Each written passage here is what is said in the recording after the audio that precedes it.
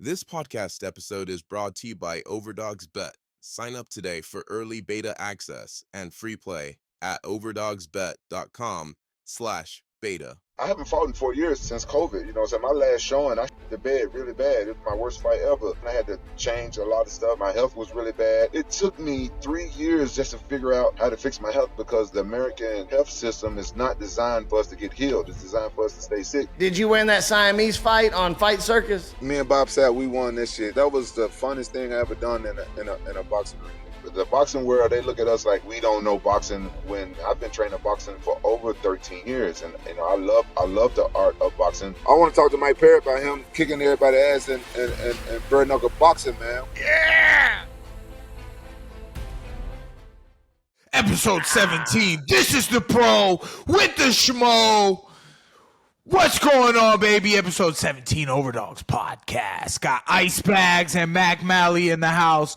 You know it's Platinum Perry. Sponsored by Overdogs Bet. You can find them on Twitter at Overdogs Bet, overdogsbet.com. The first platform that with exotic MMA and combat sports lines. Going to be launching in Q1. You can sign up now for beta access. You can make a little free play money on there as well. And they'll also be dropping a referral system so you can make money on top of that. So appreciative of Overdogs Bet. Looking forward to that launching. Boys, back from Christmas, back from a good time in Las Vegas together. Had a great time with you boys. What's going on? Sir. Yes, sir. Just want to say real quick, happy that we are now on iTunes, Apple Podcasts. Go check us out on Apple, man, where you listen to your podcast at. We're also on Spotify and YouTube and other places. So check out the Overdogs Podcast. That was a good gift for Christmas. That was. Mac, how you been, brother? I'm fantastic, man. I'm still like, I don't know. Like I've been under the weather since Vegas, but I'm good, dude. So if my voice sounds weird, I don't know if it's ever gonna be the same. It's all good though. And a little bit under the weather since Vegas. Mike, what are we doing with the glasses today? What is that? Are you challenging me? This is the I like them. schmo. He did say the schmo, and I'm like, he looks like They a are fucking now schmo. pro glasses. I said, this is the pro with the schmo. You know what I don't get? What does the yellow help? Like, you need to see? I don't know. I just don't get the yellow tint. I'll tell you what. Yeah. It's easier to see through yellow glasses at night than it is them dark glasses you're wearing. These are nighttime goggles, son. This is called night vision. I want to get on Call of Duty and snipe your mom through her bedroom window. It is true because I've seen they sell them to elderly people to be able to see it, Yeah, like help find your remote control and shit. so they don't trip over anything. Yeah, my reading glasses, they're fucking yellow so you could see the pages and shit. Okay. Yeah. Well, What's that, a cab? Is that a cab? It is. Oh, fucking phenomenal too, buddy. I wish you were here. Fuck yeah, Share man. it with me. Fucking What is it? amazing. Wine What you and drinking dine on? me? Yeah, I'd wine and dine you. Hey, I'll tell you a funny one, Mac. You'll like this. So me and Mike are in San Francisco, right? Mm-hmm. And there's really nothing to do. We're there for the Devin Haney fight, right? Me and Mike get to sit front row. Devin, thank you very much. He took care of us. Me and Mike were literally sitting like next to Devin's mom and family, front row for Regis. Amazing, amazing time. But me and Mike had like, kind of like 2 days to kill, right? So we're like, I've never been to San Francisco. Like, let's go see the shit, man. We hop in a fucking car. We go up to the Golden Gate Bridge, look out. We had lunch Homeless at Fisherman's Wharf overlooking Alcatraz. And we're sitting there looking at each other. It's like, bro, like, this is like a fucking date, man. This is like this is like two women together hanging out. No, we went shopping. We went shopping Oh, too. dude, that's adorable. Hold on, bro. Cause Were you all guys the drinking boys- Bud Lights? No, all the boys everywhere need homies, bro. That they can go out and have a boys' day, whatever you Yeah, I want to respect call that. it. I respect it. Can't make it gay because I tear my wife's ass up, and it was good to have other opinions when you go. When I shop, I need another opinion. If my wife isn't there, I'm calling her on FaceTime. Like, what do you think about this? I'm shopping. Like, I'm a good shopping partner. I spend a little money, And, you know, Hey, Mike was walking around. He's looking. He's like, how about this one, Josh? For me. He's like, how about this one? How about this one? Hell yeah, bro. It's great. It's Don't great. be I like hating, it. That sounds. You No, know what? That could I'm have not been. hating, dude. I liked it. We had a nice, enjoyable 2 days ago. I'm a little jealous. The way you guys are happily describing it, I'm a married to little jealous. Beautiful Latina. You know, right. you need a little love from the Hey, homies. I got a little Filipino in here with 3 kids running around. I'm good. yo, I'm good with my masculinity. Pause. All right, so let's talk about this. I was just sitting here thinking about this today. Well, no, how was right? the date? How did the date go though? Dude, that sounds really fun, good. man. It ended in a hand job. I'm not going to say who did who. It ended in a bitch. Doesn't matter. Doesn't It matter. ended in Either way. a Strawberry daiquiris on the Golden Gate. It ended with Yeah, we had Josh almost strawberry throwing up ringside. Josh said he almost threw up ringside. Oh no, for real? Okay, Mike, spill it, dog. What happened? How Nothing. faded That's he the get? thing. Josh disappeared. We was drinking tequila for like 9 hours Yeah, straight. he was drinking all day, bro. Nice. Ah, damn. Hey, Josh, if you got a hand job, I don't know who it was by, bro. It wasn't I by don't know who me. it was either, but hey. I think you can get those on the street in San Francisco. I'm fairly certain. Haven't been there. Oh, yeah. I'm fairly certain you can get those probably pretty pretty easy. easy to find. Yeah, dude, I'm telling you, I was sitting there in it had to be like the 8th round or something, and I mean, Devin was just fucking torching him. Yeah, at that bro, point, he you know? was. Yeah. I look at Mike, I'm like, I gotta go to the bathroom. Could have fucking stopped Fuck him. before I puke in the front fucking row on DAZN. I had a bet on the stoppage. I want to see the video. My friends called me and said that when they was playing the fight, they put Bare Knuckle King, and they put me up on camera. Oh, dude, you get mad props every time you're somewhere now, bro. Like even Karate Combat. I don't think we haven't talked since we saw. Well, each the other. Karate Combat always show love, for sure. I've been cool with them, and but like the zone's like a huge.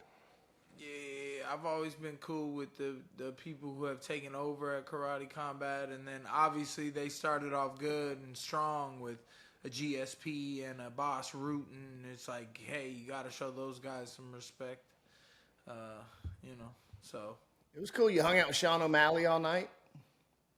Yep. Yeah, man, cool. Sean's cool, bro. He was fresh. Right. He dipped though, but the fights was good at Karate Combat compared to the UFC. I'm not hating, bro. Well, don't let me hate that. Whatever that. No one's trying to be a hater or nothing like that. But dude, that is the number one thing I do like about the KC events. Like just the view from where you're at, no matter where you're at in those venues, it's fucking dope. I mean, Bagz, you were up top the whole time, huh? Yeah, I went up in I was like, I hit Aho, the David Aho shout out, the owner of Karate Combat, and I'm like, yo, where you at? And he's like, I'm up in the fucking rafters, and I was like, that's the spot to be because they built those fucking the scaffolding. You know what I mean? I was like, I'm going up there. If I didn't have to record, that's where I'd be too. I knew the name. What's it? Who's the guy who'd be like, "Let's go, champ"? Shannon the Cannon Briggs, right? So I was ringside with, what was his name? John Michael White or fuck. No, he was ringside. I got to meet Michael Jai White, and then Shannon from fucking Pride. Shannon, oh god damn. It was Shannon the Cannon Riggs, not Riggs. Shannon the Cannon Briggs. Fuck, so I was ringside with bare knuckle guy Shannon the Cannon Riggs, who was like an OG bare knuckle dude. Who? So like Michael Jai White was right there, and I was standing off with my wife, and then like Shannon Rich. Sorry, it's Riggs. It's Riggs. Rich. Shannon Rich. 100%. No, he told me the other guy was Shannon the Cannon Briggs, and he is Shannon the Cannon Riggs. It's Riggs. It's not Rich. White guy? I'm Rich. Calm down over there. It's Riggs. And anyways, so Riggs goes, Mike. And like I look, and then when I looked, I felt stupid because I was like, oh, they're talking to Michael Jai White. Right? So like Michael Jai White. Me and Michael Jai White both look. And then Urkel, who's Urkel? Yeah, bro, I'm so confused now. I was talking to these motherfuckers too. Sorry, No, keep going, Mike. I only saw you for a second. Oh, but then you was behind me. I said, "What's up to you?" But anyways, so Riggs says, "Mike," and he's like, "Come over here." And I'm standing with my wife, and then Michael Jai White looks, and I'm like, "Oh, he's talking to Michael Jai White." So then Michael Jai White walks over there to Riggs, and then Jai White comes back, and he's like, "Hey, Mike." And I was like, "Hey, what's up, man? How you doing, bro? It's really an honor to meet you, bro. It really is. I mean, after all the bullshit or whatever." But I ain't say that. I just said, like, "What's up, bro? It's really an honor to meet you." He was like, "Yeah, man, you doing some heroic shit." And that was cool. Because I really like the Michael Jai White movies, man. Blood and Bone was really good. And, I just had wished that he wasn't saying some of the things he said, like how he was teaching Kimbo after Kimbo had passed, because I thought Kimbo would beat him silly. But it was really cool to meet him because I love his movies. Now I'm going to start watching his movies again. I had kind of boycotted them. And then he's like, "Yo, that guy, they want you to come over there." I was like, "Oh, they was talking to me? I thought they was talking to you." No, so I went over there. I was sitting ringside. And then Sam Alvey, I was rooting for that motherfucker the whole time. And then he got it done. Shout out to Sam Alvey. He used to be the Overdogs host guy. Dude, shout out to Sam, man. I texted him right after the fight. I was like, "So proud of you, dude." Glad that Mac and I and David were able to get him into there. Because, I mean, look at this. Motherfucker's now the champion. And beat Ross Levine as a huge dog. And it wasn't, to me, it wasn't even fucking close. Like, Ross Sam is dominated. really good. Yeah. He looked great. Second Sam would get a hold of him, you could tell he could just kind of take him down. Ross did good. He had some speed. He had a lot of speed, actually. He touched Sam up with the calf kick a lot. Yeah. Or you're not allowed to kick the calf. It was a leg kick, maybe. I don't know the rules differences, but Sam limped the fuck out of there. Yeah, but he slammed him a couple times, which with the double lock, I guess you're not supposed to do. I don't really get those, but it added up. Those slams added up, and it really wore on Ross. And both of those big guys were mad at me yelling ringside. I don't know why they were mad at me. I was rooting for a good fight. And then the Anthony Pettis fight was really good against Benson Henderson. Benson Henderson, I don't know. I was rooting for Pettis. No offense to Benson. I thought it was a great matchup. Very close. Pettis is so skilled with everything, with the kicking. Like, his Taekwondo skills are super valid. And then Benson was more of a, wild style, like a crazy style fight. And in my opinion, I was watching the fight, I'm like, I feel like Benson would be a better fight in bare knuckle against me because just the brawling style that he brought, but he didn't... And, Pettis was kind of wearing it a little bit more at the end, which I was surprised because I thought Pettis landed the more significant strikes. But, some of the scrappier parts favored Benson, and Pettis was kind of wearing it at the end, which was surprising. It was a great fight, though. It was a good fight. Well, I mean, Benson traditionally kind of leaned more on trying to close the gap and get him down in the first couple of fights. That's why this one I feel like was a little bit more interesting in the Karate Combat rule set because it made them both know, Benson was never someone that would slam you down and ground and pound you like Sam was doing to Ross, right? He'll get you down and work a position or something. He didn't really have that option in this fight, so he kind of just had to throw everything at the fucking wall, So it was cool, man. I saw him try to hit that axe kick, I think. I mean, it was dope, man. I love how much Mike enjoys those too. Mike, everybody legit, does. Yeah, but even the girl fight was some Mike Mike Perry shit. Bro, they threw the fuck down. I'm like, they need to be in fucking BKFC, hammering it out. It was a good fight. Yes, it's phenomenal. Oh, did you hear about this? Actually, this is a great thing to bring up. Did you know about this, Mike? So right after they showed you, I don't think it had anything to do with you, but people did on the internet because they showed you in the crowd, right? Platinum King, the king of violence out here watching Karate Combat, whatever. I don't see the broadcast. I didn't see exactly what you said, but they showed you, and then our stream died on YouTube during that fight, during the women's fight. And it was a copyright strike from BKFC. We heard and about then people this. were Hold saying, on. yeah. And I'm not trying to Let stir me fix shit. this I was for you. like, I think we talked about this. We did. I think me and Josh did. You and I did. oh, okay. Yeah, so what had happened was, so the guy with the hat, the Russian dude with the hat, and Yes. his opponent is the coach, or he is coached by the Goat Shed, who is the owner of the Goat Shed, is the president of Karate Combat now, Asim, and we call him Awesome, and his guy from Goat Shed like grabs his black belt or something. Yep. Even I thought that he took the other dude's black belt. I wasn't really sure, but he like snatches his head, and then they were having a good fight, and that kid's supposed to be a really good boxer, like 300 and something and 5 or something. I don't know. His record is supposed to be really crazy as an amateur. And he beat some people in bare knuckle boxing. He beat some people in MMA or something. And then he goes to Karate Combat, and he's being super aggressive, which I get it when you're up against a really tough opponent. He was trying to get in that dude's head. Dude lands a knee and takes him out. Those Russian dudes with those hats, I want to fight one of those guys, man, just so I can get the credit when I fucking out tough them. Because You gonna take the hat? I would ask respectfully, hey sir, I knocked you out. Give me the hat, please. I wear it for your country, sir. The thing is, the kid that got knocked out was the fucking welterweight champ for BKFC. And they that was dropped his Go-Go. ass. That was Go-Go. He lost 2 though. Brendan Jenkins. Yeah. So 2 of them.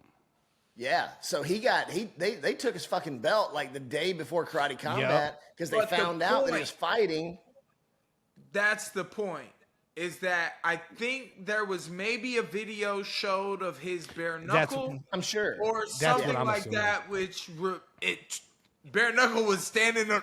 They was on standby. Let them show something. Oh yeah. They hit the button. Yeah. But that's people fair, were saying though. they were saying fair, it's like bro. it's Mike Perry. It's because they showed Mike Perry. I was like, that's No. That's not how this No, works. I was like, because that's not copyright strike. You're Mike Perry. You're not.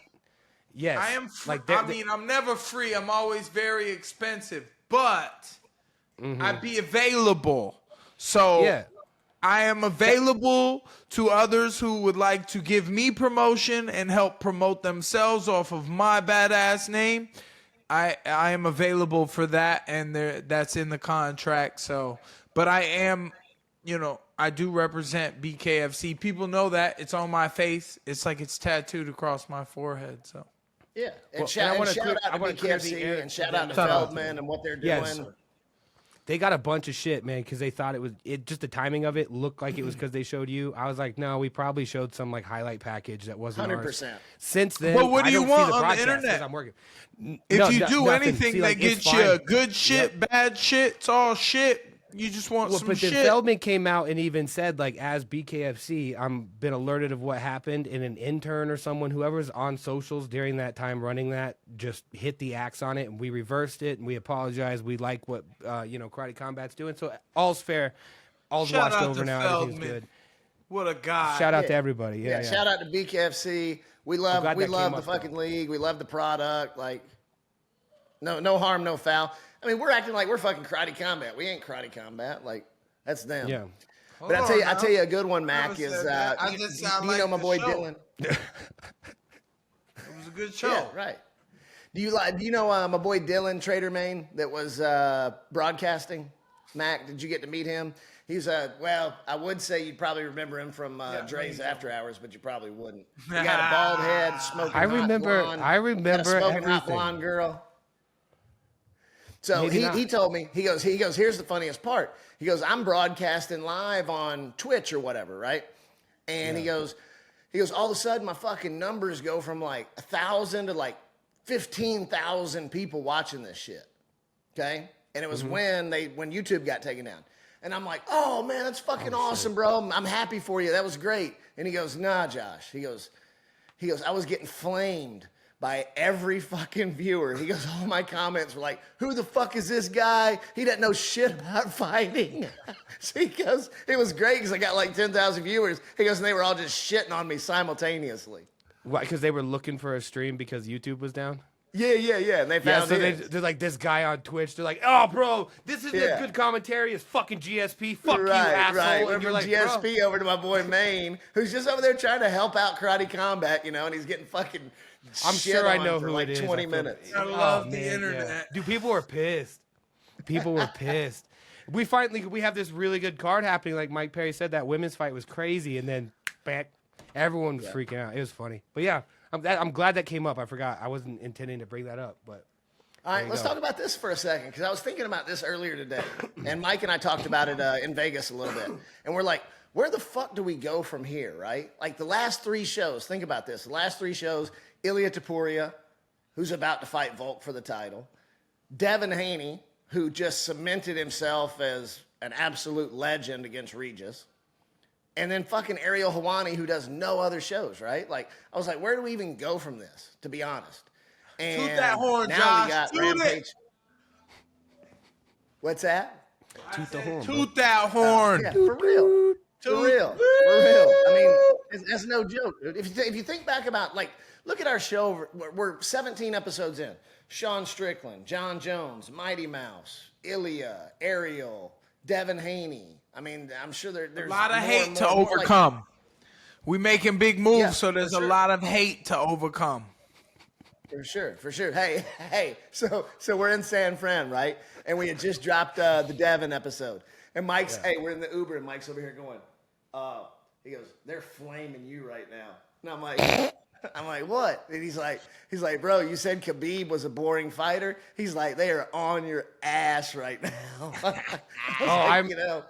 I don't read the fucking comments, to be honest with you, but good, because Khabib is a fucking boring fighter. Dude, when they did that clip for socials and they sent it to me, I was like, oh, dude.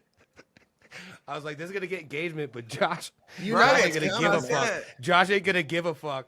I was like, but he's Shout going to out for the traction. Hey, every one of you motherfuckers that's in the comments talking about how, I suck and Khabib's a fucking great fighter, you would want to be in that fucking little spa with him and his boys in his fucking underwear. Like, I'll just say that. Yeah, I'm good, bro. I don't want to be there. I want to go to Japan and have I know you don't. But every one of them motherfuckers does. Oh, my God. All right, so anyways, joke what to I be was saying made is about we you got talking fucking about Rampage Jackson coming on. Oh, my God. How sick is that, dog. dude? When the GOAT comes There's on, One of the funniest dudes in MMA. That Rampage. I tried to put it on. Man. I tried to put together What he said. He said he was McGregor. Before McGregor, he was Conor N-word. That's what he said, bro. Those are his own words. Dude, I didn't say it. He said that. I said it nice as I could. He said that shit. I'm gonna bring it up when he comes on. Here Yes. You can say it in Spanish. Yoel gave you the pass. That clip was pretty fucking funny, too. That was a great clip. Well, so what? He's coming on in 5, right? They just let it pass now. It just goes right. They don't. Let me not push. Hey, me and Mike were joking around, and Mike's like, dude, he's like, he's like, some of these clips just don't get fucking traction. He's like, I just need to start asking everybody, like, show your fucking dick. He goes, that'll fucking go viral. And then he was like, well, hang on. He goes, hang on. He goes, I think I did say that to somebody. And he was like, who was it? And I was like, it was probably Yoel laying in bed in his fucking robe. I thought he would. It was Darren. I thought he might you do told it. 2 then. You told Darren and Yoel. That was your thing. Hold that on, day. can we get some? You were like, can we get some women fighters on here? I've been saying, Chris bro. Cyborg. I said bring on Kendra Lust or something. She's not a fighter, but I'll talk to her about some fights. Kendra will 100% come on. And Chris Cyborg reached out and wants to come on. Bro. You got to bring Cyborg on. She'll probably you got show to. her tits for the pod. Yeah. That's valid. We need Kendra that or T-shirt. Cyborg? Show tits for Kendra the or pod. Cyborg? Kendra. Both. Oh, okay. I mean, Kendra's more likely to Both do of them. so. Cyborg would be cool Who would be a good if it's good. Cyborg? Would be cool. I would like The Axe Murderer would be fun to have on the podcast. Just Speaking of, dude, Rampage, that follow-up punch he hit on the Axe Murderer. Jesus Christ. But what makes he hopped on in 4 minutes, right? Such a legend? Because he fucking beat that motherfucker once, maybe twice. But Rampage got the last word, bitch. In the last punch, bro. That follow-up punch was... He was running away being pushed. The ref was like this, trying to move Rampage. Rampage was like, one more. Nah. One more, bitch. One now. Right. One now. Let's can't let somebody close. fights. Let me grab a backup here before Rampage Mac, gets run us here, through because there's been so much shit since we did our last episode. Run us through. There's been so many fights that have come. Yeah, we haven't recorded in December, huh? Nah. Well, so we obviously have this giant fucking clusterfuck coming in at $299, $300. I'm like, who the fuck's gonna main event this shit? You guys start with this one. I'm just gonna grab my backup beer so I don't gotta get up. Mike Perry, Nate Diaz should be on UFC 300. Oh, dude, do it. He said there's no one to fight. Like, hi. You trying to go make $75,000, Mike? Make your pitch. I'll be right back. To fight Nate Diaz? To fight Nate Diaz pay-per-view UFC? Sure. Lock me down for the purse and then give me the pay-per-view points. Lock me Bring down. back Mike Perry to fight fucking Nate Diaz. I like fucking do it. Why don't they want to listen to the fans? Why they want to hate on me so much? Like, everybody's like, what the fuck? I'm fucking right here, bro. You guys you don't fuck with me that much? Like, why? Why do you hate me so bad? All I did was fucking fight my ass off for you, and you guys just fucking hate on me. Fucking call me back. Don't make me call. I got Mick Maynard's number. I'm going to call his ass and be like, put me and Nate on 300. Let's go.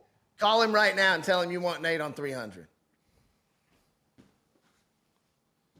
And put him on speaker. Tell him Mac said what's up, too.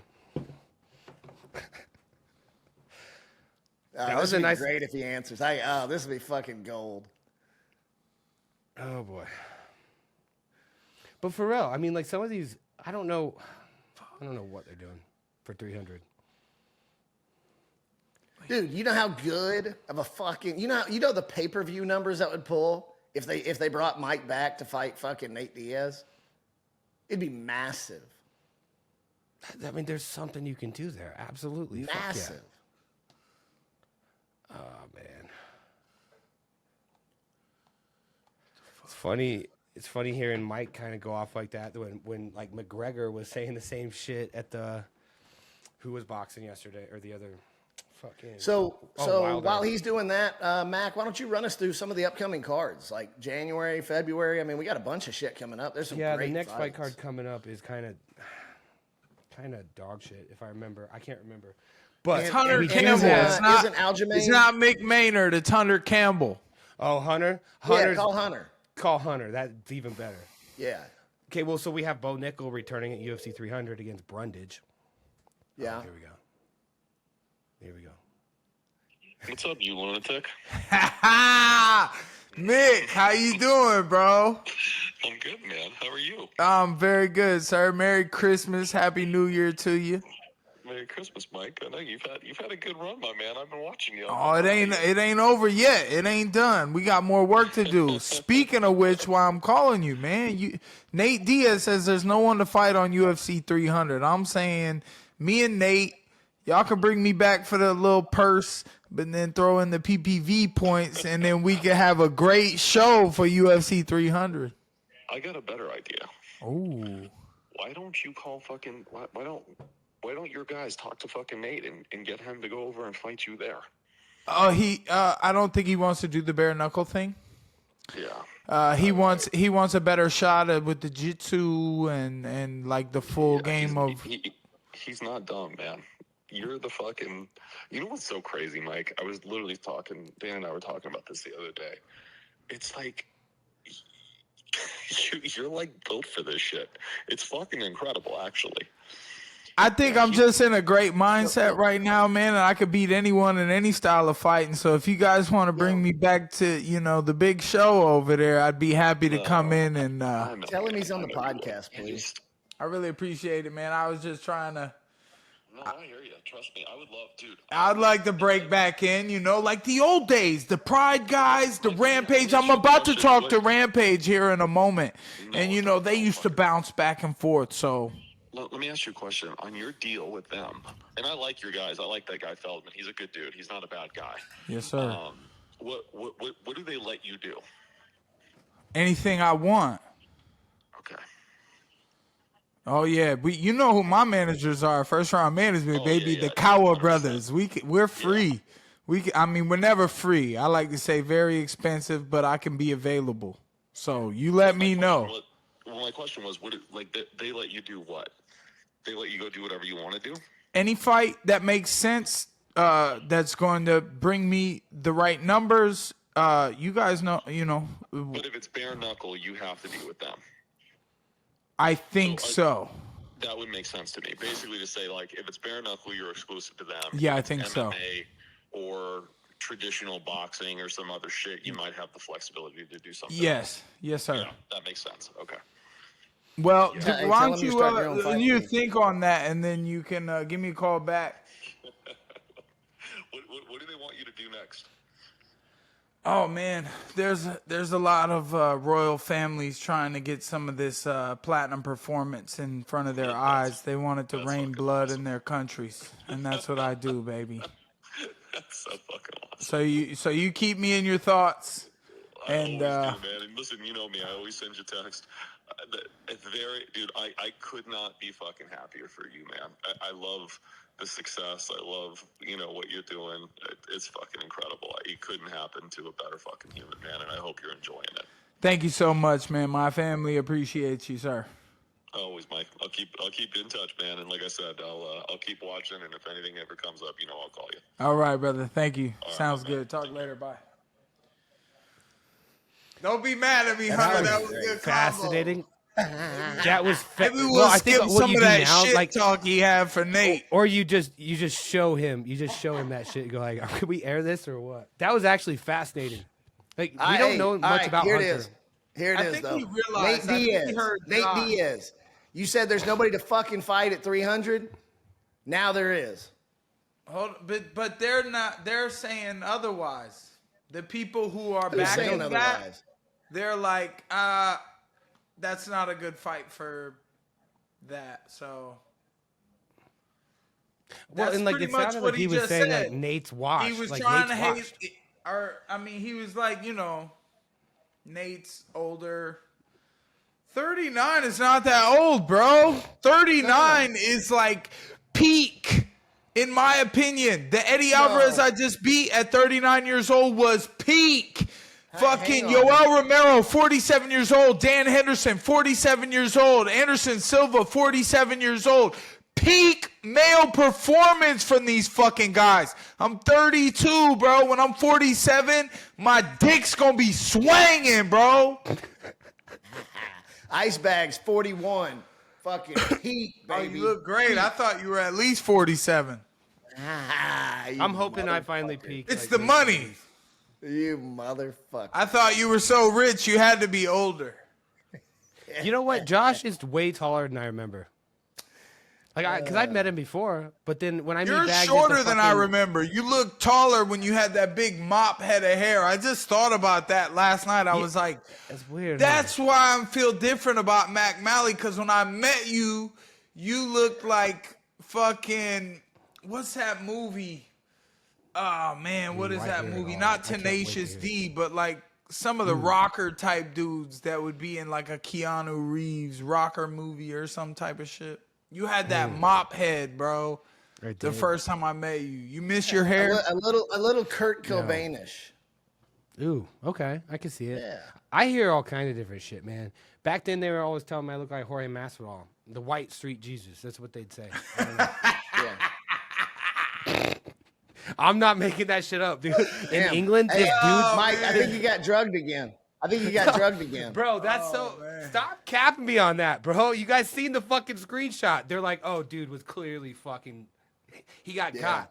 You guys are really gonna. Yeah, I mean, I hate it. I hate it, but I get it all the time. They're like, oh, you look like a mix between like Ryan Gosling and The Rock and Tom Cruise. And I'm like, is right. Me. I could see it. Yeah. Tom Cruise. Actually, they're like, you look like a older Dana White. You look if you bought like Captain Picard from Kmart. No, I'm just kidding. No, a younger Dana I know you guys will tear me out. When he got his teeth redone. When he was boxing people in elevators in Boston and shit. Oh man. Okay, where were we? Do you remember we went on a tangent. wanting the Tito Ortiz fight to happen so badly? Yeah. Tito probably would have fucked. What would have happened? Mike? Dana was going to box him up, bro. You think Dana was going to win? Tito had to bag out. He did. Tito did bail. It was Tito that bailed. Yeah. Hey, Mike, will you text Rampage? Yes. Oh, good idea. Trivia. Yeah. Yeah. What movie was Tito Ortiz in? Maybe more than one, but the one I'm thinking of. He's been in a few. Was there a big one he was in? And which actor punched him in the face in that movie? Tito. Obviously I know GSP fought Captain America, but Romeo Must Die. You know, Mike's about to be in a movie. Oh, I never seen that, so I don't know. You never saw Romeo Must Die? With Jet Li? Tito Ortiz was at the beginning when there was a giant cage match in like underground fights. Bro, we were both 9 years old when this came out, Jet Li, I remember we were 9. Jet Li. We were 9. Jet Li punches fucking Tito in the face, and Tito's like that. That's how he took the punch. It was hilarious. I gotta see this shit. Mike, can you talk about your upcoming movie or not?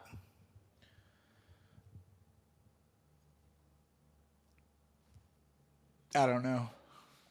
I'm supposed to do a movie. I don't want to tell you the name, the title.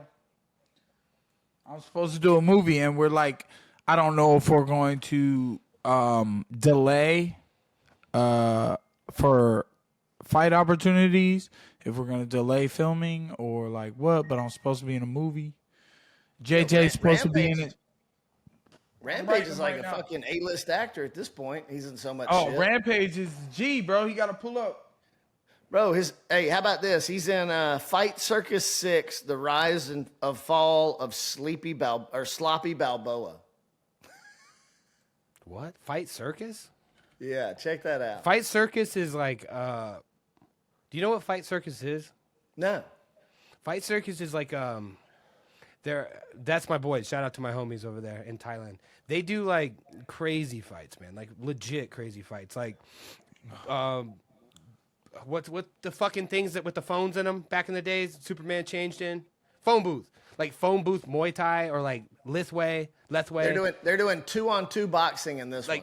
Or like two fucking vertically challenged people versus one 5'8" guy. Like, dude, they do all kinds of shit, bro. You've never seen that shit? Yeah, no. Rampage fits in right there. They usually have Bob Sapp over there. No, they did he's doing 2-on-2 They boxing. did the circus show. Him and Bob Sapp wore a big shirt. Yes. Yeah. And it was 2-on-2. One person but they had a big shirt, so one had the left arm and one had the right arm, and then they were fighting two random white dudes. No. You know why? They were fighting Siamese twins. Yes. Yeah. Those guys, right, but they weren't actually Siamese twins. No, the other ones were, though, I think. Yeah, I'm pretty sure they had somebody.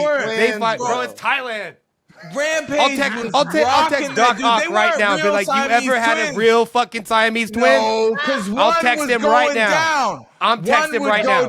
No. Going down. Rampage well, we got to find out. It's science, bro. Dude. It's his science. brother was like, fuck, get back up. Bro, pull up on the podcast, bro. Yeah, what's up, Rampage? Fashionably late, motherfucker. I'm about to call Yo, have you ever had an actual Siamese twin like fight another pair of people wearing. I thought shirt? you was What's about the to ask stupidest shit something you guys else? have done, bro? All right. Hey, real question though. I'm gonna ask one. And I think this is one where Mike was going. Be honest, guys? Would you smash Siamese twins? Oof! Yikes! Who had? Married. There's a lot of questions there. Good answer. If you're not married, would you smash the Siamese twins? The original coolest motherfucker ever, bro. Rampage Jackson. What you said you was Connor McN-word? That's what you said. Hey, brother, Mike. You know you the motherfucker OG. You know you can say that word with no doubt, baby. Come on now, you platinum now, baby. You know you can say it. That's all right, man. Listen, I'm trying to change my ways Mike. and be a better man for my kids and everything. I don't need that hostility coming their way. I know we got a lot of haters, but you know what I'm saying? It's almost 2024. Like if you ain't racist, you should be able to say whatever the fuck you want in this world. That's how I feel. But hey, Rampage, where the fuck you at? It's light outside, dog. I'm in California, dog. Damn, it's still light here too. Is part it? of Cali. Yeah. East Coast. Are you going? originally from the West Coast? No, I'm originally from Memphis, Tennessee. I'm a Southern boy. Oh, I'm from Nashville. Are you from Nashville? Yeah. I'm trying to figure this out so I can hear y'all better, but it's okay. It is what it is. Damn. All right, so you headed to Japan, right? Yeah, I'm going to Japan in the morning. I'm going to support my brother Juan Archuleta. He defended his belt in Risen. So you you must like dragons. Do I like? You say I like dragons? Yeah. Yeah, I like dragging these balls all over your face. Motherfucker! Oh, shit, he got it. Hey, you like Chris Tucker when you out there in Japan? Oh hell yeah! I be feeling like Chris Tucker. I be feeling like you. But you know what? It's a lot of black people out there. Y'all just don't see them. There's a lot of Africans out there. They be working in Roppongi owning clubs and bars and stuff. Well, that's not what I meant. I wasn't just talking about your black. I wasn't just talking about your black skin. I was talking about you know, the parts in the movie. No, I know you wasn't talking about my black skin, but that's why. But you went with the Chris Tucker. I want to talk to Mike Perry about him kicking everybody's ass and bare knuckle boxing, man. Yeah. Man, you making folks quit. You making folks quit out there like they. And it all started with fucking Triller Triangle Fight boxing with you for Team MMA, Rampage Jackson versus the Let's Go champ, whatever his name is. When are you fighting him? Bro, you won that match for us, bro. You should have took that belt home, that triad belt. You won that match for us. It was your match that won that for us. You had the toughest fight out of everybody, and it was a really good fight. I remember that honestly, it wasn't going your way for a little bit. You came back and fucked dude up and got that win, man. We really needed that, man. You pulled through for MMA. Thank you, bro. That's what it's about to be. I got this belt now, the King of Violence belt. You be Tokyo Drift? No, I got a drift car, but I supposed to learn how to drift, but I ain't never did it. I ain't never had time. Oh, just okay. Right. I think we almost got it. We almost here at this airport. I gotta drop somebody off. Hello. Hi. Nice to see you. She a big fan of yours. I told her she need to chill out though, cause she be reciting all your fights and all your knockouts and all your shows. Hold on, he married. Oh man, my dog, Rampage. I be hating a little bit. No. She be following on your Instagram, liking all your posts. I'm saying, oh, whoa, chill out. Yeah. Look at my dog trying to put me over. Hey, Lattori probably already knows who it is now. He put me over, man. I appreciate you, bro. What was I gonna say, man? Damn, I had some questions. Mac is single though. Yeah, what was those questions? We had some questions about Japan. Let's hear it. We got a bunch, man. You've done a lot over there. You could tell us more about Japan than we ever could. Boss Rutan's told me some stories. What's that? Give us one. What? What are your 3 favorite That's things my in favorite repeated Japan? because he the only one I can really hear. You say what? What are your 3 favorite things in Japan? My 3 favorite things in Japan. Okay, number 1, I'm going to have to say the Japanese hamburger steak. That's my favorite food. I can eat that every day. All right, and all right, and number 2. I'm gonna have to keep it at 100. You go to the convenience store, the 7-Eleven, the Lawson's or whatever, and you go and you get the 7-Eleven chicken, the square chicken, the fried chicken. It's nothing like it here in the States. I love that. I'm sorry to be talking about food. And number 3 is the Japanese bitches. I love them. Yeah, there we go. We knew it was coming. Hell yeah. There we go, Mike. Go ahead, Mike. And the Japanese beer, that's been my favorite beer ever. Like Kirin Ichiban. Ichiban means number 1. It is truly the number 1 beer in Japan. is really good. But I can go on and on. I love everything about Japan. I love the culture. The people are really nice. One thing I noticed about Japan, you can wear whatever the fuck you want there. They don't give a fuck. You can walk around in your bathrobe and some flip-flops. Ain't nobody gonna look at you twice. Wow. Yeah, People dress like they just crazy. been gaming all day. They be really drunk over there. I be seeing videos on Instagram where people be passed out in alleyways after a night of drinking. Bro, that's 100% true. People will drink until they pass out, and it's safe there, right? Girls and guys, you see them laying outside the bar, and most of the time, the dudes and stuff, they got to work the next morning, so they get up and don't even brush their teeth or nothing, wash their face. They go to work just like that, the same suit on. True story. Sounds like Mac in Vegas. Hell yeah, baby. And what else, man? You go to, how long is that flight? About 15 hours? Yeah, flying from California to Japan is a 14-hour flight going, and then it's an 8-hour flight coming back home. You're going with the wind. You're going against the wind going there, so it's a little longer. But on the way back, it's only 8 hours. You're going with the wind. First class only, right? Yeah, business class. I ain't Mike Perry status to fly first. You know what I'm saying? At first and business is the same, bro, but you got to make sure you laying down with a nice little flight attendant. It is the same thing, but I think first probably costs like $5,000 more than business. I ain't wasting that money. Well, hold on, real quick. Did you win the Siamese fight? What's that? The Siamese fight? Did you win that Siamese fight on Fight Circus? Yeah. Me and Bob Sapp, we won that shit. That was the funnest thing I ever done in a boxing ring.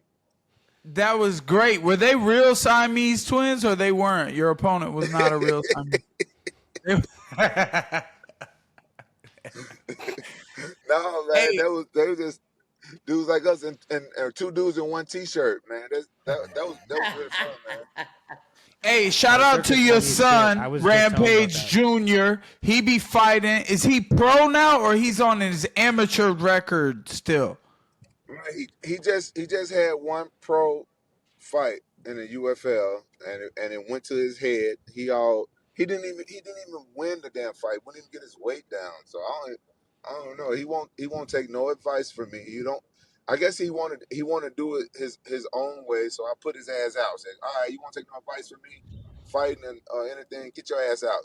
Go do it yourself. You know what I'm saying? Because when I started MMA, I left my hometown. I left my job. I left my car. I left my family. I was broke as hell. I moved to California with nothing. It took me 6 months to even find a job, and I was hungry. But he's driving Mercedes. Got everything paid for him. You know what I'm saying? He didn't got to buy his own food or nothing. Just wasn't hungry. He was just too entitled. So I said, you know, you won't even get your weight down. He begged to go pro. His first pro fight, he shit the bed. Wouldn't even get his weight down. He had to end up having to lose 30 pounds 20 days out. So I was like, said, so what? He shitting on my name too. He went to decision. The decision didn't go his way. Right, the decision didn't go his way. He almost knocked the dude out like in the first 30 seconds, Then he just didn't Oh, have I nothing in the thought. tank. He didn't have no energy. Huh? I thought I saw some stuff where he had won. That must have been like maybe his last Yeah, amateur fight. yeah, that was his last amateur fight. You know, the kid, he could be a better fighter than I am. Than I was. He got good submission. He got knockout power. He knows how to wrestle. Good wrestling defense. He just he just pig headed. He want to do everything. He got a great coach. He trains with Antonio McKee and AJ McKee, but he won't listen to me. Like Antonio McKee can't hold his hand. He's supposed to. Fighting is just more than just getting in the ring, getting in the cage. You gotta prepare for it. You gotta get your weight down. You know what I'm saying? You gotta eat right, prepare. He a vegan. He just don't want to listen. So he's on his own. I wish him the best. Much success to him. But I'm anybody that wants my help, needs my help, but won't listen to me. I can't be no part of it. Absolutely, man. I respect that so much, man. You're one of the greatest of all time, and obviously your son is going to be just as tough as you, and he wants to do it the hard way, and he wants to figure it out for himself. He's tired of that silver spoon being fed in his mouth, so, he wants to find out the hard way. Good for him, man. You guys are going to figure it out. I'm rooting for your boy. Thank you, man. I appreciate that. I feel like maybe I was hurting him more than I was helping him, like, helping him out so much. Maybe that was hurting him because I didn't have that, and look how I turned out. I had to do something. I had to make it in the sport. I didn't have nothing to fall back on. If I failed, if I didn't make it to the big leagues, it was all on me. And what I'm saying, I feel like I let my family down. I had kids and stuff already. What I'm saying, he don't got nothing but me paying for everything. So hopefully this works out for him. That's part of being a dad, man. That's part of being a dad. You got to make the tough decisions, right? Like, it is what it is. Like, I got 3 of my own, and it's like this fine balance of, you want to take care of them, you want to baby them, you want to take them under your wing, but at the same time, they got to grow. Right. Mike Perry, would you let any of your kids fight? I don't know how that's going to go with my son, my baby boy, Ocean. He's very privileged, and he's not like me. I come from the gutter, and I feel like that is something that kind of helps in this sport. That's kind of, me and you are similar. I feel like we came from, like, we had to do this over everything else, and this was for us, and that's it, and we fought to keep it. And, like, my son might not need that. So I really would like to see him manage in the fight game over fucking being in the fighting itself.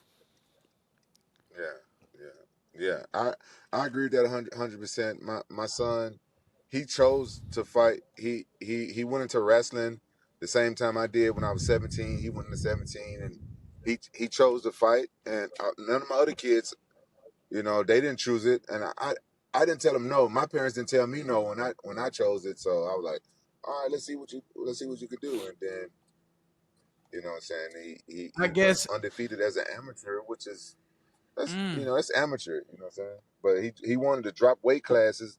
He was fighting at 70. He wanted to drop weight class, go to 55 and fight. So I was like, okay, dude.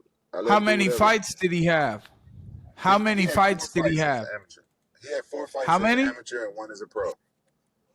4? Yeah, 4. Bro, I had and 1 as a pro. I had so 5 fights 20. Total. I had 20 amateur fights. 20? Yeah. Jesus. Well, respect. I wanted him to have 10, but he didn't want to listen to me on that either. I fought a lot, man. I had 2. Oh my God. But you come from a little bit generation before me, you know what I'm saying? Yeah. Y'all was different. Y'all was already fighting. Yeah, I came into the sport as only knowing wrestling, right? And I had like 1 amateur fight in my hometown in Memphis, and then I moved out to California and started training with Fabiano Iha. He was fighting in the UFC at the time, and I did 1 amateur fight for him at his gym, and I remember Joe Daddy fought my friend on that same night, and Joe Stevenson, and he beat my friend, the one who started me to fight. And then I was training for a little while later, months go by and stuff like that. And then Fabiano Iha asked me if I wanted to fight in King of the Cage, and I fought Marvin Eastman on 2 weeks' notice, and he kicked the shit out of me. We couldn't figure this out. And you did that for about $500? Exactly. $500. You know, I got my feet wet. Rent was due. Rent was $900. So you know what I'm saying? I had to go do it. But hold on now, wait, because I just got hit with something. Your son apparently lost his debut. You lost your pro debut, huh? Yeah, Look at that. Lost my pro Look debut. at how the cookie crumble. Yeah. I lost my pro debut to Marvin Eastman. That's why when UFC bought my contract from WFA, whatever the name is, I can't remember the name. I think it was WFA, whatever. Yeah. And so when WFA sold my contract, they sold the show to the UFC, bought them. That's why Marvin Eastman was my first fight in the UFC. I told them I didn't want to go to the UFC because Tito was there. We was friends, we were training together. But I said, listen, you guys got my contract. Y'all want me to fight for y'all and make it right. Give me my first loss, Marvin Eastman. So that fight, my first fight in the UFC, was actually me rematching my first loss. And then you beat his ass. I knocked him out in the second round. That's valid, bro. You the GOAT, bro, in my opinion. I mean, it's like you and John Jones is like right there. I remember watching you beat or I don't know. I remember watching you fight Forrest Griffin. Yeah, man. I felt like I won. He got the decision? I thought you won, though. I thought you won. Man, I thought I won. I went back and watched that fight, bro. I thought I won, but at the time, I accepted it because he did hurt me. The first 2 rounds, he did that calf kick. The leg kicks. Yeah, I never seen that before that, man. I never seen that before, but I remember dropping him. I remember slamming him. I remember doing enough to win, and I was a champion. I felt like you got to beat the champ to be the champ. You would have been good if they had bare knuckle back when you was doing this shit. Yeah, man. I don't know. I don't see how y'all can do it because my punch, I hit so hard, I always hurt my fist. And I'm scared that I'm gonna break my hand or something if I do bare knuckle. Y'all don't be taping up. Y'all don't tape your knuckles, do you? No, we tape I practice this way. My finger, when I punched Eddie Alvarez, was like so open. I cut my finger so bad it went through his orbital and it split my finger open. But I don't know why I just thought of this, but because I be watching your little short punch and mitt videos, and I know what you're doing. I know exactly what the fuck you're doing, and it just made me think the fight to make might be you and Francis. I'm just saying. Yeah. You know what? That would be a huge fight. That'd be a really tough fight for me. I'm gonna keep it 100. I'm gonna keep it a buck. Yeah, of course. Because Francis is so much younger than me, and that does come into factor. But I feel like if I had like a good, solid, strong training camp, that my defense will probably be good enough to where I can show the champion respect. But right now, I'm gonna give Francis the title as the baddest man on the planet.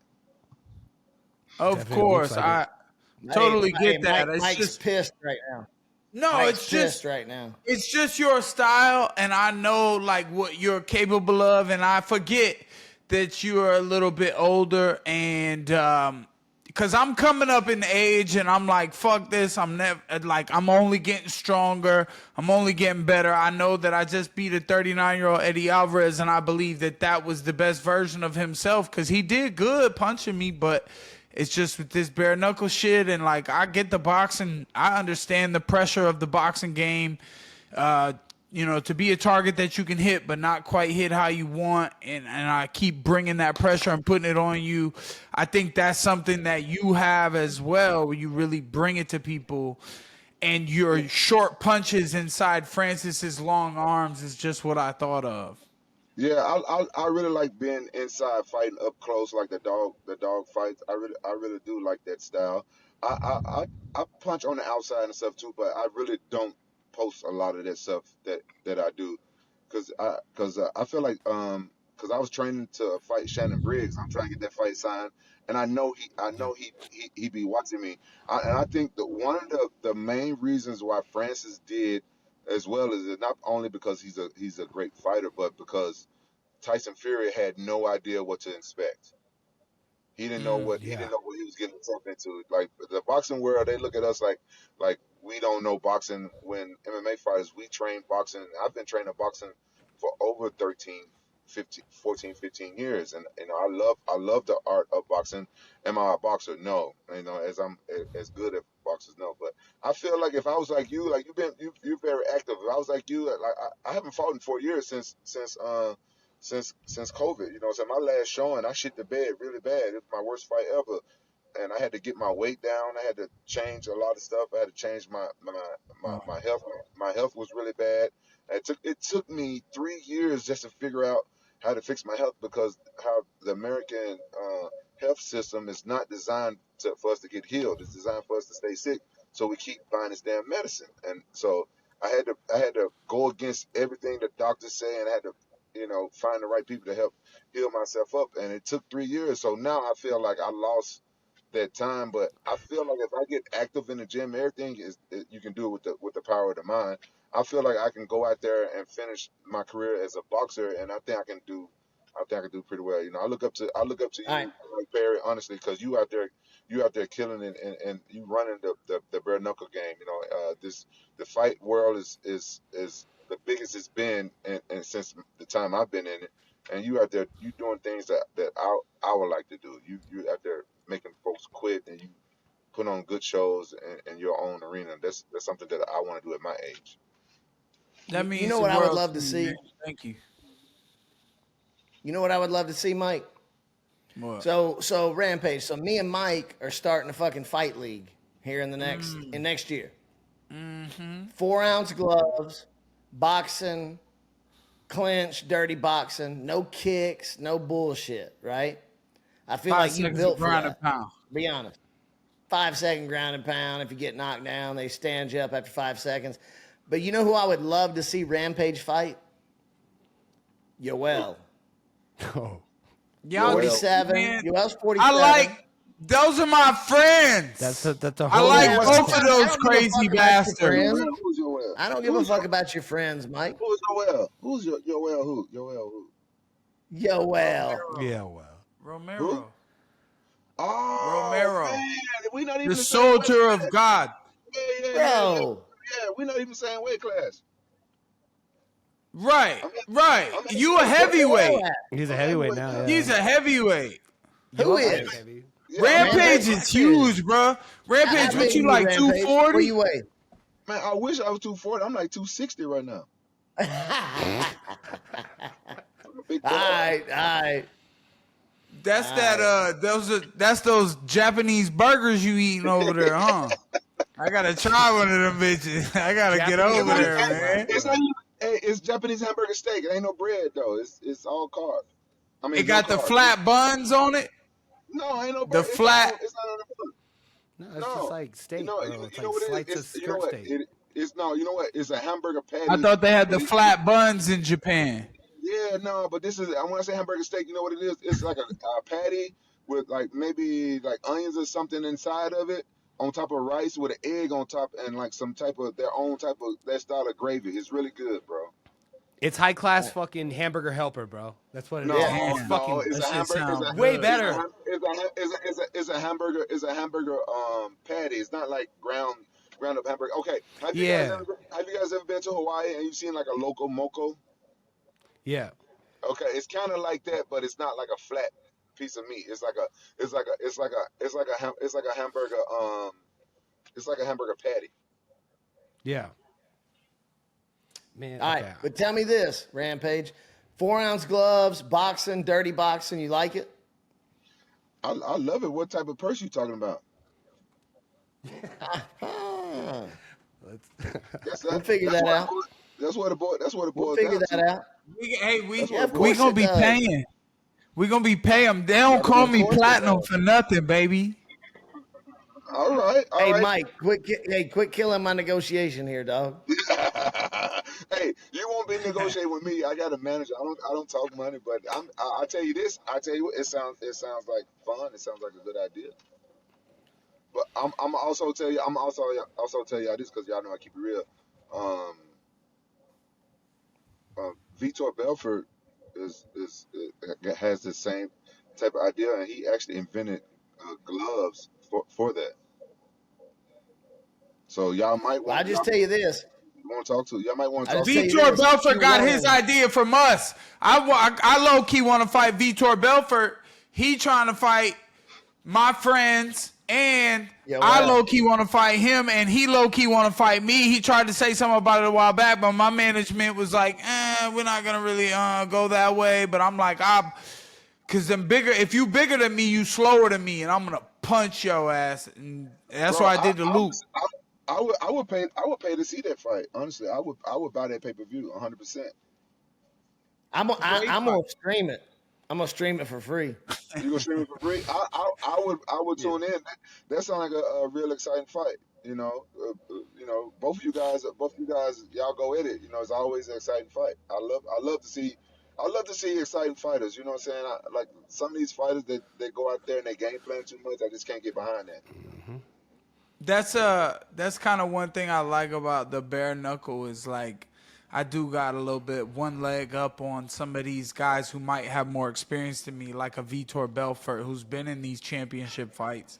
If he came to fight me in a bare knuckle fight, I kind of like it. I like the bare knuckle thing. When's the last time you fought bare knuckle? Is there somebody sleeping out there in California right now? Y'all just left? Man, I can't remember the last time I had to fight a civilian, bro. I can't remember. It's been so long. Like, bro, they know who you are. They know. Wasn't there a Japan story about this? Nobody fuck with me. You know what I do now? Now is if something does pop off, I talk a motherfucker out of me kicking their ass. I don't want the problems. You're a master.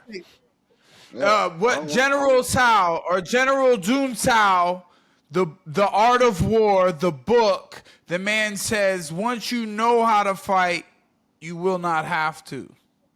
Yeah. General Tao's. And it's something like that. Yeah, I don't Sun Tzu, bro. But I get it. I got this motherfucker threw out a Chinese dish. That was Mongolian. It's Tao, bro. It's Sun Tzu, Jun Cao. Sun Tzu. General Tao's is literally like a P.F. Chang's, but yeah, keep going. I knew what you meant. Hey, General Tao's Book of Art of War. I'm gonna tell you guys something I learned from Kevin Randleman years before I was even a fighter. I met Kevin Randleman at UFC R.I.P. 20, I think it was UFC 20, and he was telling me about his last street fight. He fought this one dude, and he dropped him, knocked down. He hit his head on the curb, and I think he said the guy died or he almost died. I can't remember. This so long ago, and I learned from him. Like when I became a fighter, like I can't be fighting motherfuckers on the street because God forbid something pop off and I hit somebody and they fall wrong and they die and stuff. Then what's gonna happen to me? You know what I'm saying? So I learned from that. Imagine trying to fight Kevin Randleman in the fucking street. Hell no. What? Hell no. Imagine getting slammed by Rampage, bro. I feel you, Rampage, but if I have a few shots of Clase, I'll be ready to fight it for free.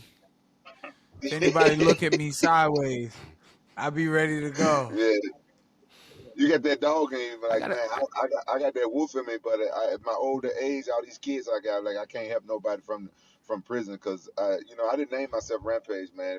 If something pop off, I'm scared of what I might do. I'm like, fuck. I've been in jail before. I love fuck that. I ain't going back. No, I love that. But real quick, before we get you out of here, and I know that this is how I was reminded of it. I saw a video. You said you don't like to pick fights. You don't like to pick names. You think it's disrespectful. I was actually curious about that because, like, you know, I like to bet a little bit sometimes. I like to play a little couple dollars over here and over there. And obviously, saying it out loud is bad luck for your bets, in my opinion. So maybe that's one of the reasons. But we do like to talk about upcoming UFC cards and things like that. We might have a card on the lineup, and we would like to get your ideas, picks, or predictions on some of these fights. All right. Let's hear it. I've said in the past, I do think it's disrespectful for another fighter to predict fights from other fighters. I know how to dance around it. So let's go. Okay. All right, Mac, why don't you pull up the next card? But I want to hear this one. I want to hear the February final first. I want to hear Ilia Topuria and Volkanovski. What do you think? Okay. I don't know the first guy that you named. I don't know who the fuck he is. All right. And Volkanovski, I've been hearing about him, and I heard that he's really tough. And ain't he champion right now? Yeah, at 45. 45. He went up the 135 champ. 45. Yeah. So 45. if he's champion, if I was betting, I would bet on the champ because I don't know. But- I don't recognize But that he guy. recently went up to challenge for a double title against Islam Makhachev, and Islam came out after they had a banger of a fight, a 5-round match. Islam comes out, fixed all his mistakes. He comes out, kicks him in the head in the first round, and he beat Volk on a short notice. And now Volk is coming back 2 months later after getting TKO'd, kicked to the head, to fight Ilia, who has been unstoppable and might be 15 or 16-0 right now. So this is what I want to say. Thank you for telling me. I didn't know that. I remember Volkanovski getting knocked out, and I remember exactly what he looked like. I just watched that fight like 30 minutes ago. That clip 30 minutes ago, because we gave away the Knockout of the Year award to Josh Emmett to Josh Emmett on the Jackson podcast. Oh, they did. So knowing that, I think we're going to see a test of his mind. I have a question. Are you from this city? I wanted to know, just a quick question. I'm sorry, we're not from here though. But you guys are parking your car here, right? Yeah, but we're doing an interview and stuff right now. I'm sorry, we're not from here. The GOAT. No, I'm sorry, no, she asked was we from here, and he said no, and she's still asking questions. But because we park our car here, but I'm sorry, I wish we could help her, but this is my first time, you know what I'm saying, on here chilling with you. I wanted to go right. And so, I appreciate what I was you, bro. saying was, no problem. So Volkanovski, we're going to see how strong his mind is. You said the other cat is tough. Yes, sir. So what I wanted, I ain't going to say who going to win, but what I want to say is this fight's going to show how strong Volkanovski's mind is. Yep. I love that. That's a fair take. You know what I'd say, like, because it seems like you're one of the fighters that you're not following the names or whatever, which is fine. I mean, most don't. Actually, Mike is one of the fighters that, you know, I've been able to talk to that follows the fights a lot more. Is there someone that you are pumped about, like, fighting, whether it's UFC, boxing, or anything? Like, who are you looking forward to watching coming up? Because if they got a fight coming up, we could pick that. And then I actually have a question for you as well. Well, I heard rumors, or as Bobby Green would say, whispers, that that Conor McGregor is going to fight Pacquiao in a boxing match. I'm excited about that one. If that happens, that goes down. You'd be excited for that? Who would you take in that? That's what McGregor was saying, because McGregor's throwing a big fit, saying, you know, the UFC's not treating him like. I mean, I got Pacquiao. That was the whole thing. You got Pacquiao? Pacquiao? All right. I think that Pacquiao has the advantage, but I'm always going to lean towards the MMA fighter. That's just me. I like McGregor in that fight. Just age and. I like McGregor in that fight too, but I'm rooting for Pacquiao's little Filipino ass because he's been one of the greatest boxers of all time, and he beat the shit out of Keith Thurman. He beat the shit out of all these people after Floyd beat his ass and made him look silly. Look, I'm married to a Filipino woman, And I still think McGregor is going to beat that ass. Well, hey, I don't think that. I've met both of those guys. And Pacquiao is one of the greatest people I ever met. The guy is a stand-up guy. You know, I wouldn't be upset if he won, but he just so happened that, you know what I'm saying, he's fighting an MMA guy, and so I'm always ride for MMA. But yeah, Pacquiao has the advantage in that fight. Yeah. All right, word. And then we did mention Francis earlier, and then let me get to my big over-encompassing questions. But like, what do you think for Francis next? What would you like to see him maybe do next? Well, I heard With Wilder losing and all that shit. Yeah. I heard that him and Wilder supposed to do MMA. I think that was just propaganda or just like what you call it, like clickbait, because I don't see Wilder going to doing MMA. A lot of boxers are cowards when it comes to MMA. And then Wilder just shit the bed, you know what I'm saying, doing ayahuasca and shit. What the fuck wrong with him? You know what I'm saying?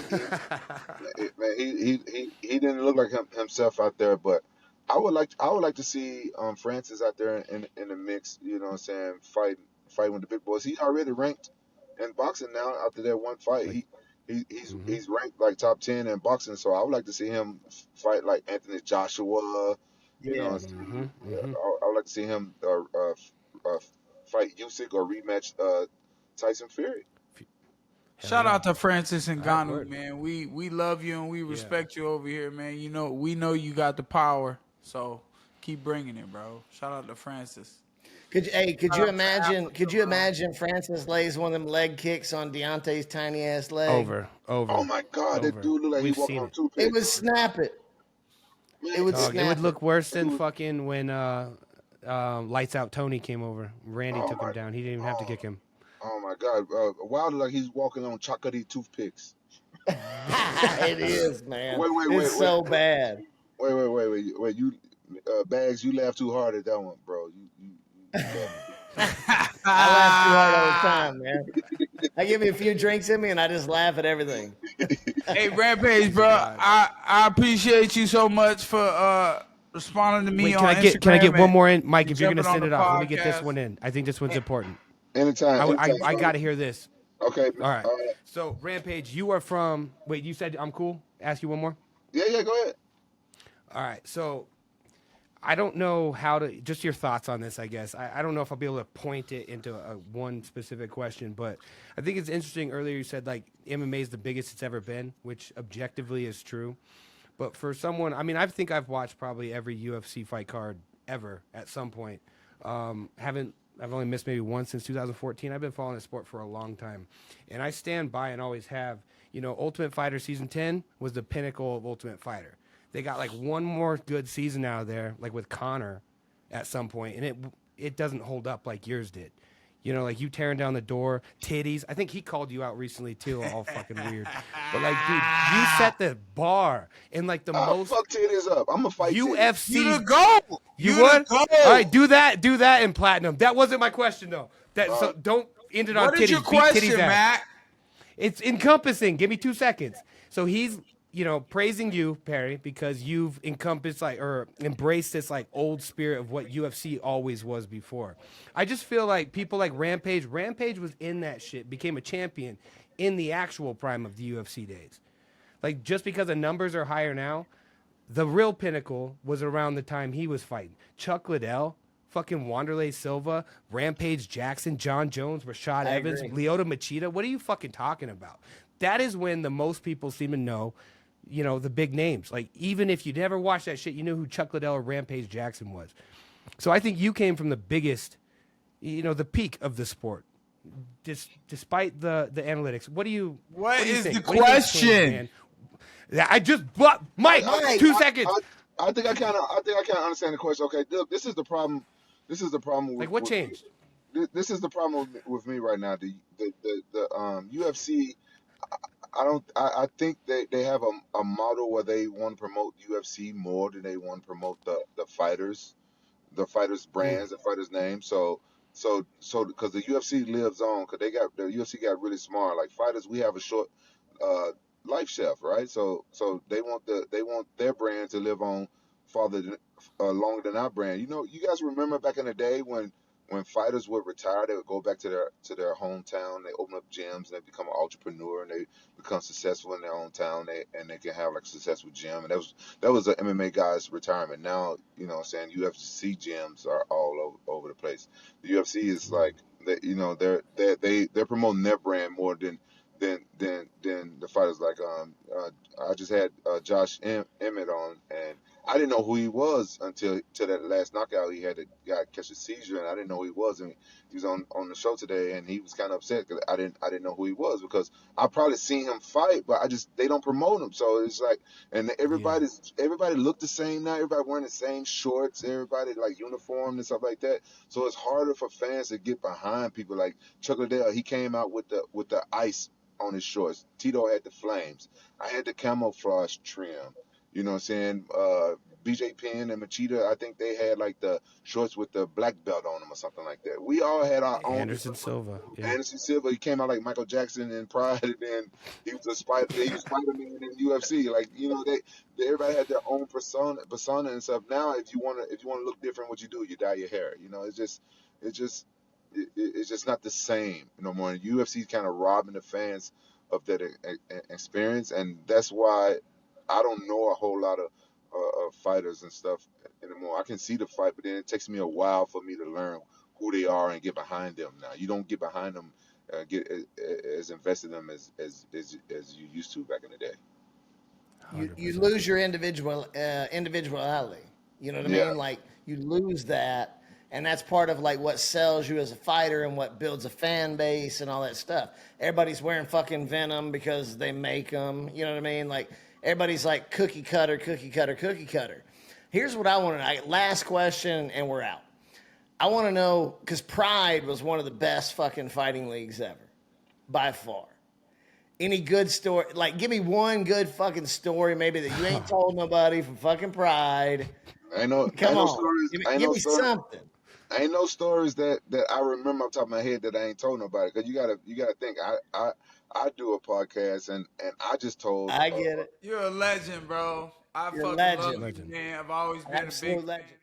Episode 17, Overdogs Podcast. Ice Bagz, Mac Malley. We had a great time with Rampage Jackson. Awesome. Thank you guys. Check us out on Apple Podcasts. This podcast episode was brought to you by Overdogs Bet. Sign up today for early beta access and free play at overdogsbet.com/beta.